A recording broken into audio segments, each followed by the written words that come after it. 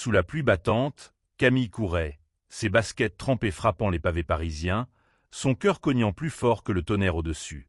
Elle n'avait qu'une pensée, Sogine. Pourquoi ce regard, cette main posée sur son poignet, avait tout fait basculer en une seconde. Camille, 28 ans, française, vivait dans un petit appartement du Marais, un cocon de livres et de souvenirs où elle tentait d'échapper à l'ombre pesante de son beau-père, Marc. Ce dernier, un homme d'affaires coréen expatrié, avait épousé sa mère 5 ans plus tôt, apportant avec lui une présence imposante et une amie énigmatique. Sogine, une Coréenne de 30 ans, installée à Paris depuis une décennie. Sogine était tout ce que Camille n'était pas, élégante, réservée, avec une aura de mystère qui semblait cacher des tempêtes intérieures. Leur première rencontre, lors d'un dîner familial, avait marqué Camille. Sogine, dans une robe en soie noire, parlait peu mais observait tout, ses yeux sombres semblant lire chaque pensée de Camille. Ce soir-là, dans l'appartement de Marc, la pluie tambourinait contre les fenêtres. Marc était parti pour un voyage d'affaires à Séoul, laissant Camille et Sogine seuls pour organiser une exposition d'art coréen qu'il finançait. Camille, passionnée d'art, avait sauté sur l'occasion de travailler avec Sogine, dont le goût raffiné et la connaissance des traditions coréennes fascinaient. Mais ce n'était pas tout. Quelque chose dans la manière dont Sogine frôlait son bras en passant un pinceau, ou dans ses silences pleins de sous-entendus, faisait naître en Camille une chaleur qu'elle n'osait nommer. « Tu as déjà aimé quelqu'un que tu ne devrais pas ?» murmura Sogine, brisant le silence alors qu'elle triait des estampes en J. Camille sentit son souffle se couper. La question, posée avec une douceur presque cruelle, semblait déverrouiller une porte qu'elle avait toujours gardée close. Elle chercha une réponse, mais ses mots s'évanouirent face au regard intense de Sogine. Cette dernière, assise à quelques centimètres, posa doucement sa main sur celle de Camille. Le contact, léger comme une plume, brûla comme une flamme. En Corée, dit Sogine, on apprend à cacher ce genre de sentiments. Mais ici, à Paris, je me demande parfois si je peux être moi. Camille, figée, sentit son cœur s'emballer. Elle connaissait les attentes culturelles de Sogine, les pressions d'une société coréenne où l'amour entre femmes restait un tabou, un secret étouffé. Pourtant, dans cet appartement, loin des regards, Sogine semblait prête à briser ses chaînes. Camille, elle, luttait contre ses propres peurs. Que dirait sa mère? Et Marc, cet homme qui semblait tout contrôler, même les émotions de ceux qui l'entouraient? Je ne sais pas quoi dire, balbutia Camille, retirant sa main, troublée par l'intensité du moment. Sogine esquissa un sourire triste, ses doigts effleurant une estampe représentant une femme en hanbok, seule sous un cerisier. Parfois, on n'a pas besoin de mots. Juste de courage. Le silence retomba, lourd, chargé d'une tension nouvelle. Camille voulut parler, mais un coup de tonnerre la fit sursauter. Sogine se leva, s'approchant de la fenêtre, son reflet dans la vitre révélant une vulnérabilité que Camille n'avait jamais vue. « Marc m'a toujours protégé, » murmura Sogine. « Mais il ne sait pas tout de moi. Et toi, Camille, sais-tu qui tu es vraiment ?» Cette question frappa Camille comme une vague. Elle, qui avait passé sa vie à plaire, à se conformer, à éviter les conflits avec sa mère et Marc, se sentit soudain mise à nu. Sogine savait. Elle voyait cette part d'elle que Camille avait enfouie, cette attirance qu'elle n'avait jamais osé explorer. Les heures suivantes passèrent dans une étrange danse de regards et de silence. Elles travaillèrent côte à côte, leurs doigts se frôlant parfois, chaque contact envoyant des éclairs dans l'esprit de Camille. Elle se surprit à observer la courbe délicate du cou de Sogine, la façon dont ses lèvres s'entr'ouvraient quand elle parlait de sa Corée natale, de sa grand-mère qui lui avait appris à plier le hanji, de ses rêves d'une vie où elle pourrait aimer librement. Mais la réalité revint frapper. Un message de Marc s'afficha sur le téléphone de Sogine. « Tout va bien ? L'exposition avance ?» Camille vit le visage de Sogine se crisper. « Il ne doit rien savoir, » dit-elle, presque dans un souffle. « Pas encore. » Camille hocha la tête, mais une question brûlait ses lèvres. Pourquoi Sogine, si proche de Marc, semblait-elle si effrayée par lui? Était-ce seulement la peur du jugement, ou y avait-il autre chose, un secret plus sombre liant Sogine à son beau-père? La nuit s'acheva sans réponse, mais avec une promesse implicite. Quelque chose venait de commencer entre elles, quelque chose de dangereux, de magnifique et d'irréversible. Camille rentra chez elle sous la pluie, le cœur en feu, ignorant que ce n'était que le début d'un tourbillon qui allait tout changer. Les jours suivants, Camille vivait dans une brume d'émotions contradictoires. Chaque matin, elle se réveillait avec le souvenir du regard de Sojin, de cette main posée sur la sienne, et son cœur oscillait entre excitation et terreur. Paris, avec ses rues animées et ses cafés bruyants, semblait incapable de contenir l'ouragan qui grandissait en elle. Elle se retrouvait presque tous les jours pour l'exposition, dans l'atelier de Sojin, un espace lumineux près de Montmartre, rempli d'œuvres d'art coréens et de photographies en noir et blanc. Camille découvrait peu à peu la Sojin cachée, une femme qui, derrière son calme apparent, portait le poids d'une vie de sacrifice. Sojin lui raconta, un soir, comment elle avait quitté Séoul à 20 ans, poussée par sa famille à poursuivre une carrière en Europe, mais aussi à fuir un scandale. « J'avais une amie, » murmura Sojin, les yeux fixés sur une photo d'une plage coréenne. Elle s'appelait Minji. On était proches. Trop proches, pour ma famille. Camille sentit une pointe de jalousie, immédiatement suivie de compassion. Elle imagina Sojin, jeune, forcé de taire son amour, de quitter son pays pour échapper au jugement. « Et ici, à Paris ?» demanda Camille, sa voix tremblante. « Tu es libre, non ?»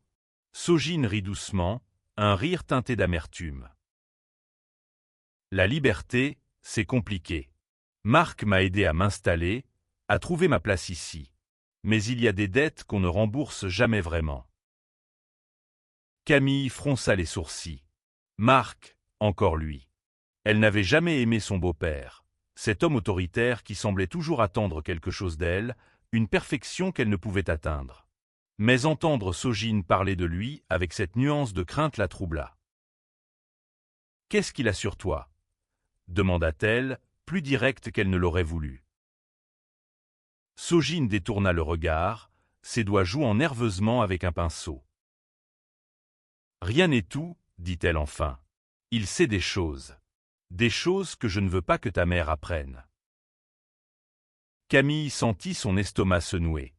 Était-ce à propos de son passé avec Minji, ou autre chose? Elle voulut insister, mais Sojin changea de sujet, lui montrant une peinture d'une femme en hanbok, les yeux baissés, comme prisonnière d'un rôle. En Corée, expliqua Sojin, on attend des femmes qu'elles soient parfaites. Épouse, mère, fille. Pas autre chose. Camille comprit. Elle-même avait grandi avec les attentes de sa mère, une femme douce mais conformiste, qui voyait en Marc un roc, ignorant ses parts d'ombre. Et maintenant, face à Sojin, Camille sentait son propre monde vaciller. Elle n'avait jamais aimé une femme, jamais osé penser à cela. Mais chaque sourire de Sojin, chaque confidence, creusait un peu plus un désir qu'elle ne pouvait ignorer. Un soir, alors qu'elle finissait tard, Sojin invita Camille à rester pour un thé. L'atelier était plongé dans une lumière tamisée, et une chanson coréenne, douce et mélancolique, jouait en fond. Sojin prépara un thé au ginseng, ses gestes précis mais empreints d'une nervosité nouvelle. « Tu me rends nerveuse, » avoua-t-elle soudain, posant la théière avec un léger tremblement. Camille, surprise, sentit ses joues s'enflammer. « Moi? Mais pourquoi ?» Sojin s'approcha, ses yeux brillants d'une émotion brute. « Parce que tu me fais ressentir des choses que je croyais avoir oubliées. » Avant que Camille ne puisse répondre, Sojin se pencha et l'embrassa. Ce fut bref, presque hésitant, mais assez pour faire exploser le monde de Camille. Elle recula, le souffle court, partagé entre l'envie de s'abandonner et la peur de ce que cela signifiait. « On ne peut pas, » murmura-t-elle, pensant à Marc, à sa mère, à tout ce qui les séparait. Sojin hocha la tête, les larmes aux yeux. « Je sais, mais je ne peux pas m'empêcher de vouloir. » Elles restèrent silencieuses, le thé refroidissant entre elles. Camille rentra chez elle, le goût des lèvres de Sojin encore sur les siennes, et une question obsédante. Comment aimer quand tout semble contre vous? Camille ne dormait plus. Chaque nuit, elle revivait ce baiser, ce moment où le monde avait semblé s'arrêter. Mais avec lui venait une peur grandissante. Et si Marc découvrait tout? Les préparatifs de l'exposition s'intensifiaient. Sogine et Camille passaient des heures ensemble, entourés de toiles et de calligraphie, mais l'atmosphère avait changé. Chaque regard, chaque mot semblait chargé d'un sous-texte. Camille remarquait les petites choses. La façon dont Sogine évitait son regard quand elle parlait de Marc, ou comment elle serrait son téléphone chaque fois qu'un message arrivait. Un après-midi, alors qu'elles accrochaient une peinture dans une galerie du 6e arrondissement, Camille trouva le courage de poser la question qui la hantait. « Sogine, qu'est-ce que Marc sait sur toi? Pourquoi as-tu peur de lui ?» Sogine pâlit, ses mains tremblant légèrement alors qu'elle ajustait un cadre. « Ce n'est pas de la peur, dit-elle, trop vite. C'est de la gratitude. Il m'a beaucoup aidé. » Mais ses yeux disaient autre chose. Camille insista, posant une main sur son bras. « Tu peux me parler. Je veux comprendre. » Sogine soupira, s'asseyant sur un tabouret, les épaules voûtées. « Quand je suis arrivé à Paris, j'étais perdu. Sans argent, sans relation. Marc m'a donné un travail, un endroit où vivre. Mais en Corée, il connaissait ma famille. Il sait pour Minji.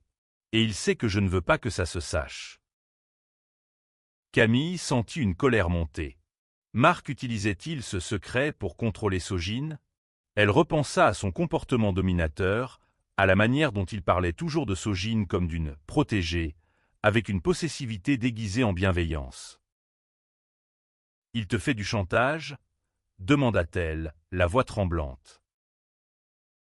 Sogine secoua la tête, mais sans conviction. « Ce n'est pas si simple. Il m'a donné une vie ici. Mais il attend de la loyauté. » Camille sentit son cœur se serrer. Elle voulait protéger Sogine, la libérer de cette emprise. Mais comment? Elle-même se sentait piégée, partagée entre son attirance croissante et la peur de bouleverser sa famille. Ce soir-là, elles dînèrent ensemble dans un petit restaurant coréen près de Bastille. Sogine, plus détendue, raconta des anecdotes sur Séoul, sur les nuits passées à danser dans des clubs underground où elle pouvait être elle-même, loin des regards. Camille l'écoutait, fascinée, tombant un peu plus à chaque mot. « Et toi ?» demanda Sogine. « Tu as déjà aimé quelqu'un comme ça ?» Camille rougit, jouant avec sa cuillère. « Je ne sais pas. J'ai eu des copains, mais c'était différent. Avec toi, c'est... » Elle s'arrêta, incapable de trouver les mots.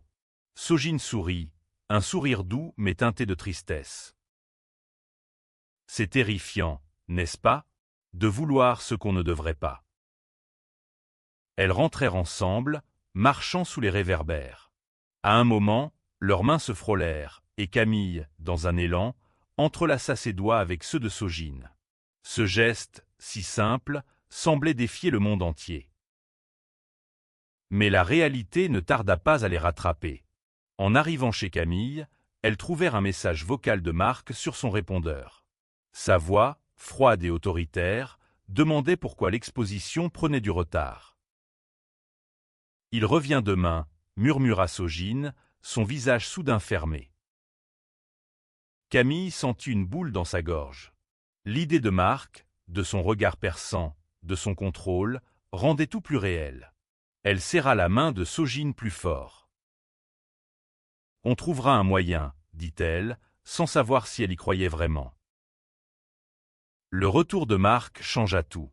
Son arrivée à Paris, marquée par un dîner familial tendu, rappela à Camille la fragilité de ce qu'elle vivait avec Sogine. Marc, avec son costume impeccable et son sourire calculateur, semblait observer chaque geste, chaque regard.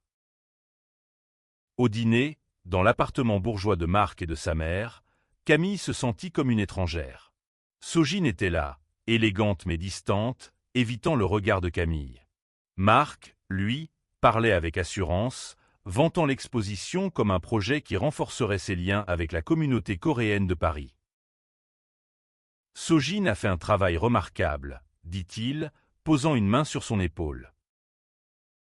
Ce geste, anodin en apparence, fit frémir Camille. Elle vit Sojin se raidir, un éclat de panique dans les yeux. Plus tard, alors qu'elle faisait la vaisselle ensemble, loin des regards, Camille murmura. « Il te fait peur, n'est-ce pas ?» Sojin ne répondit pas immédiatement. Elle essuya une assiette avec une lenteur calculée. « Il ne me fera pas de mal, » dit-elle enfin. « Mais il peut détruire ce que j'ai construit ici. » Camille sentit une rage monter. Elle voulait confronter Marc, lui dire de laisser Sojin tranquille, mais elle savait que cela ne ferait qu'empirer les choses. Les jours suivants, l'exposition occupa tout leur temps. Camille et Sojin travaillaient tard, mais les moments d'intimité étaient rares, éclipsés par la présence invisible de Marc. Pourtant, un soir, alors qu'elle rangeait la galerie après une longue journée, Sojin s'effondra. « Je ne peux plus faire semblant, » murmura-t-elle, les larmes coulant sur ses joues. « Je t'aime, Camille. Et ça me terrifie. » Camille, bouleversée, la prit dans ses bras. Pour la première fois, elles s'embrassèrent sans retenue, oubliant le monde autour d'elles. Ce moment, volé dans l'obscurité de la galerie, était à la fois une libération et une condamnation. Mais leur bulle éclata vite. Un soir, alors que Camille rentrait chez elle, elle trouva Marc devant son immeuble, les bras croisés, le visage fermé. « Il faut qu'on parle, Camille, » dit-il d'une voix qui ne tolérait aucun refus. Le ton de Marc glaça Camille. Sous les réverbères humides du marais, il semblait plus grand, plus menaçant. « Je sais ce qui se passe entre toi et Sojin, » dit-il sans préambule. « Et ça doit cesser. » Camille sentit son cœur s'arrêter. Comment savait-il? Les avait-il vus? Était-ce Sojin qui avait parlé? « Tu ne comprends pas, » tenta-t-elle, mais Marc l'interrompit. « Oh, je comprends parfaitement. Sojin est sous ma responsabilité. Et toi, tu es la fille de ma femme. Ce que vous faites est inacceptable. » Camille sentit une colère bouillir en elle. « Inacceptable pour qui? Pour toi? Ou pour tes idées étriquées ?» Marc plissa les yeux, son calme froid plus effrayant que n'importe quelle colère. « Fais attention, Camille. Tu ne sais pas tout de Sojin, ni de ce que je peux faire. » Cette menace, à peine voilée, la laissa sans voix. Marc partit sans un mot de plus, la laissant tremblante sous la pluie. Le lendemain, Camille chercha Sojin, mais elle était introuvable. Son téléphone était éteint, son atelier vide. Paniquée, Camille se rendit à la galerie, où elle trouva une note griffonnée. « Je dois partir un moment. Ne t'inquiète pas, Sojin. » Mais Camille s'inquiétait. Était-ce Marc? L'avait-il forcée à partir? Elle passa des jours à chercher des indices, interrogeant les amis de Sojin, fouillant les réseaux sociaux. Rien. Sojin avait disparu comme un fantôme.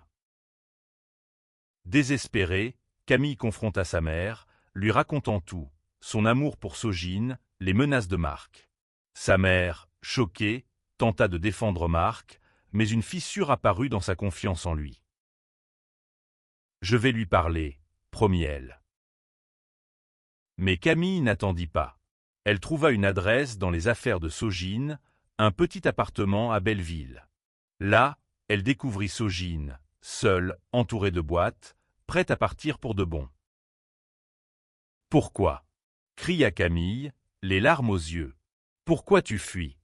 Sojin, épuisé, lui raconta tout. Marc avait menacé de révéler son passé à sa famille en Corée, de détruire sa carrière à Paris. « Je ne veux pas te perdre, » murmura Sojin. « Mais je ne peux pas le défier. » Camille, refusant d'abandonner, la serra contre elle. « On le défiera ensemble. » Camille et Sojin élaborèrent un plan. Elle ne pouvait pas affronter Marc directement, mais elle pouvait protéger leur amour en s'éloignant de son emprise. Sojin accepta de rester à Paris, mais à condition de couper tout contact avec Marc. L'exposition, qui approchait, devint leur refuge.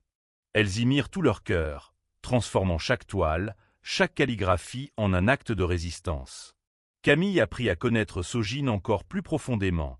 Ses peurs, ses rêves, sa force. Chaque soir, elle se retrouvait dans l'appartement de Camille, partageant des moments volés, des rires, des baisers.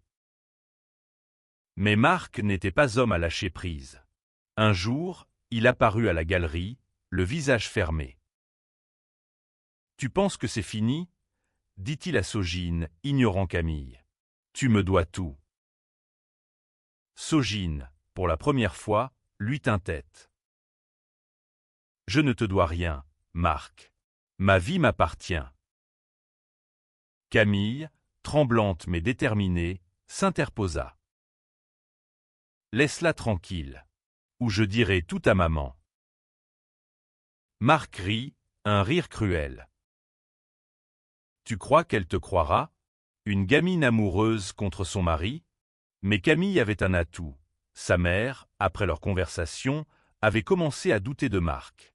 Elle avait trouvé des messages suspects sur son téléphone, des échanges avec des contacts à Séoul qui suggéraient que Marc avait manipulé d'autres personnes, pas seulement Sojin. Le soir de l'exposition, la tension était à son comble. La galerie était remplie de monde, mais Camille et Sojin ne voyaient que Marc, qui se tenait au fond, observant. Alors que Sojin faisait un discours sur l'art coréen, sa voix trembla, mais elle tint bon, parlant de liberté, d'identité, d'amour. Camille, dans la foule, sentit des larmes monter. Après le discours, Marc s'approcha. « C'est votre dernière chance, » murmura-t-il à Sojin. Mais Sojin, soutenu par le regard de Camille, secoua la tête. « C'est fini, Marc. » L'exposition fut un succès, mais la vraie victoire était ailleurs. Camille et Sojin, main dans la main, avaient affronté leur peur. Marc, confronté par la mère de Camille avec les preuves de ses manipulations, perdit son emprise. Il quitta Paris peu après, laissant derrière lui une famille brisée mais en voie de reconstruction. Camille et Sojin choisirent de vivre leur amour au grand jour, malgré les regards, malgré les jugements. Elles emménagèrent ensemble dans un petit appartement près de la Seine, où les murs se couvrirent peu à peu de peintures et de souvenirs de leurs deux mondes, Paris et Séoul. Sojin, libérée du poids de son passé, retrouva sa joie. Elle enseigna à Camille des recettes coréennes, lui raconta des légendes de son enfance. Camille, elle, apprit à aimer sans honte, à embrasser qui elle était vraiment. Leur amour, né dans la tempête, devint un refuge, un foyer. Un soir, sous les cerisiers en fleurs d'un parc parisien, Sojin prit la main de Camille. « Tu m'as donné le courage d'être moi, » murmura-t-elle. Camille sourit, les larmes aux yeux. « Et toi, tu m'as appris à aimer. » Elles s'embrassèrent, sous les pétales flottants, libres enfin. Leur histoire, marquée par la douleur et la lutte, était devenue un hymne à la résilience, à l'amour qui triomphe des ombres. Et rien, désormais, ne serait plus jamais pareil.